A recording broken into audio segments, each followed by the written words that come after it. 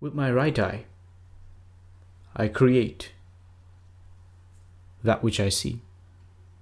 And with my left eye, I accept all that I have created otherwise. Hello, my dear friends. My name is Harold, and welcome to The Sanctum. In this video, I'm going to be talking about 3 different mesmeric gazes that you can use. So this may be useful to you if you are studying mesmerism or hypnosis and you're a hypnotherapist, or you just want to improve your own personal magnetism and become a better speaker and communicator. So first of all, it's important that you have activated and actually built up and cultivated the energy necessary to make these gazes effective. And if you haven't watched my videos on how to do that, please ensure you do so. I'll place a link up here or probably over there, and you should check that out if you haven't already. I also have a whole series on this stuff on my Patreon channel, as well as I run a 6-week course, which you can find more information down below. So 3 mesmeric gazes that you can do. First of all, it's important to note that in the temple of Karnak in Egypt, on the door in hieroglyphics was written, "With my right eye, I create that which I see. And with my left eye, I accept all that I have created otherwise." So it's important to note that on our body, very similar to the chakral system, we can divide our body into 2 halves, a right side and a left side, or a solar side and a lunar side. So note that your right eye is projective in nature. This is your solar eye because it's associated with the sun. The sun is that brilliant star in our universe, in our solar system, that projects energy. Now our left eye is our lunar eye. It receives energy. So one is external, one is internal. One is yang, the other one is yin. Very similar to the sun and the moon. So it's important to keep this in mind, because when you're looking at someone with your eyes, the type of gaze that you do and which eye you look at can create a different effect. Okay. So if you look at their right eye, you're looking at their solar eye. Whereas if you look at their left eye, you're looking at their lunar eye. So this is why anybody who's done personal sessions with me and I talk about affirmations, I tell you specifically when you're looking at a mirror to look at your left eye when you're saying those affirmations, because that's the eye that can directly be connected to your unconscious and it can receive information. So the first gaze that I'd like to talk about is called the electric gaze. So the reason why it's called the electric gaze is because it's a projective gaze. It projects energy. So magnetic means to receive, so it's yin in nature. And electric means projective, so it's yang in nature. It's outward flowing, and the other one is inward flowing. So this first gaze can be a little bit threatening, but it's used specifically to convey your point or message to someone. So it can be a very assertive gaze. It can be a very powerful gaze. It can also be used when you've trained your eyes correctly to induce an altered state in another individual. So this is done, first of all, you want to open your eyes, and you want to open your eyes outwards. And by opening your eyes outwards and focusing specifically on a point, you're allowing the energy, the magnetism, to flow directly to a particular point. So you're focusing on a point and all your attention is going onto that point that you're focusing on. So you're bringing the energy like this, because where attention goes, energy flows. Okay? And this can be a very threatening gaze for some people, because people can notice that you're doing it. These gazes, people do it normally. It's not something unnatural that people do. If you look at somebody who's really annoyed, they start to glare at you like this. They naturally go into this electric gaze. But we're learning to use this constructively. Okay? So you're focusing attention inwards like this.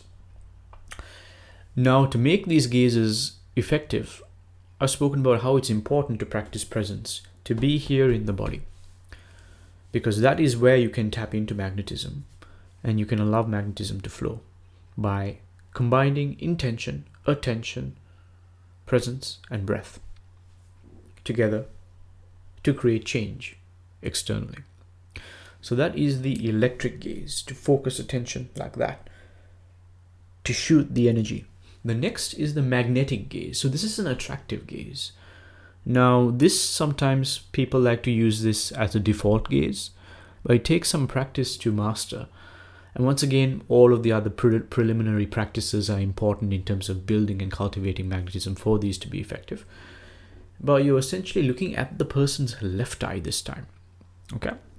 You're looking at the person's left eye because it is the receiving eye. And you are opening up your gaze. Right? You're opening up your gaze. So what I mean by opening up your gaze is you're going to relax the muscles of your eyes. So your eyes may look a little bit sleepy. Not completely, but just a little bit. You're relaxing the gaze. And now you're not just focusing on the person's eyes. You're expanding your gaze. So in other words, you're also being aware of the peripheral vision. Normally when we look, we just look like this. But we're going to expand now, so that what you're looking at, you can see that, but you're also aware of everything that's there in the periphery. So I'm looking at the camera, but I'm also aware of the plant in the corner here and other objects on the corner there. I'm expanding the gaze. And by doing that, you're now spreading the energy. You're creating a different state. You're almost creating a vacuum. You're pulling the energy in. So you're creating a yin state. Okay? This yin state is magnetic. So this is a very charming gaze. It's a very alluring gaze. It's a gaze that can be used to converse very well. So it's a very attractive gaze to use. It's very good for personal magnetism. And you may even notice, if you're using this gaze with someone, that a person, without even realizing, may sometimes get pulled towards you, or they may stop blinking. They may go into a state of fascination. Their mind may even go blank. So this is a default gaze that you can use. But generally, it takes some practice to be able to be focused on something and keep your attention there and the peripheral vision at the same time. That's what many people find difficult to do. The third gaze is called the penetrating gaze. So the penetrating gaze is used, first of all, to very powerfully induce trance, but to convey an emotion to someone. So let's say you're walking on the street and someone comes to threaten you or something. This gaze can be used to create a certain feeling in your body and send it to that person. Maybe you might create fear in that person. The person will run away. Now, to do this, of course, a lot of the other training is required to be able to cultivate the energy, to be able to feel the emotion, to be able to project it, and all of that. But these gazes are also important so that you know how changing your gaze creates different states within an individual. So the penetrative gaze is done, first of all, by opening up your eyes, similar to the electric gaze, but not completely, a little bit. And now you're focusing behind the person. First of all, you're not looking at the right or left eye. You can look at the left eye, but you want to look behind the person's third eye. So if the forehead is here, if you're looking at me here, you're looking behind me. It's almost as if I'm an invisible person. I'm like a see-through ghost, and you're looking through me at the back here. This can take some practice, and you can practice using a mirror, where you're looking at yourself in the mirror and you're looking behind you. You're looking through yourself. Or you can practice with someone who is willing to practice with you. And you want to look straight there, through the person to the back. Like that, with the eyes a little bit open, focusing behind the person. So once again, the attention is like this. You're not paying attention to the peripheral vision. You're focusing your attention straight through, penetrative gaze. So the energy goes through them, behind them, going right through this point here and through the occiput, which is the point at the back here where there's this bone at the back of your head or neck. So this can be very powerful, and this can convey an emotion. So if you want to feel happiness and do the penetrative gaze in somebody, and if you have all the other foundational bits done right, you can create happiness in somebody else. If you want to create fear because you're in trouble and you want to send a person running away, you can do that as a defense mechanism. So like this, you can feel an emotion and transfer it using the penetrative gaze. In the same way, if you're a therapist or something like that, and you want to help somebody relax, you feel relaxation and you can transmit it in that way. So this is how useful these gazes are and how mesmerism is when you know how to use it, and once you've cultivated the appropriate inner steps such as energy, breath work, presence, the attention, and to a certain degree even willpower. And I talk about all of this and more on my Patreon channel, as well as on my 6-week personal magnetism course, and also on my audio course, which you can find in the description box below. So thank you for watching this video. If you want to learn more about the mesmeric gaze and activating these centers, make sure you watch this video right here. Or maybe it's on this side right here. So thank you, take care, and I shall see you very soon. Peace.